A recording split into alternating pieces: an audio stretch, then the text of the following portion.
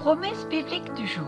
La Bible est le livre le plus méprisé, ridiculisé, contesté depuis toujours. Et pourtant, la Bible est toujours là. Pourquoi ? Parce que la vérité est éternelle. La parole de Dieu est comme du pain. Elle est nécessaire à la vie. Lisons ensemble dans Jean chapitre 6 verset 51 dans la parole vivante d'Alfred Cuen où il est écrit « C'est moi qui suis le pain vivant descendu du ciel. Si quelqu'un mange de ce pain-là, il reçoit la vie pour l'éternité. Le pain que je donnerai pour que le monde vive, c'est mon propre corps. » Poursuivons. La Bible est comme du miel.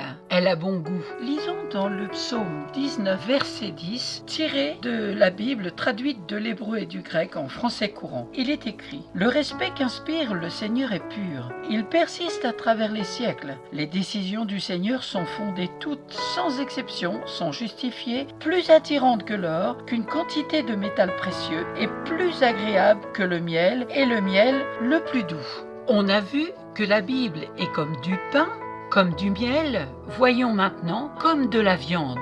Elle nourrit. C'est dans Hébreux, chapitre 5, verset 14, dans la parole vivante d'Alfred Cuen. Il est écrit « Les adultes, par contre, ceux qui ont atteint une certaine maturité spirituelle prennent de la nourriture solide. Ils ont exercé leurs facultés et ont ainsi acquis, par l'expérience, un sens moral affiné qui leur permet de distinguer ce qui est bien de ce qui est mal. » Nous avons vu que la Bible est comme du pain, dans Jean chapitre 6, verset 51, comme de la viande, dans Hébreux chapitre 5, verset 14. Voyons, elle est comme du lait, dans 1 Pierre chapitre 2, verset 2. Elle aide à grandir. Les nouveau-nés réclament leur lait à corps et à cri. Vous aussi, vous êtes des enfants nouvellement nés, à la vie d'en haut. Recherchez donc avidement le pur lait spirituel de la parole, afin qu'il vous fasse grandir dans une vie nouvelle. Voyons maintenant que la Bible est comme une graine, elle porte du fruit.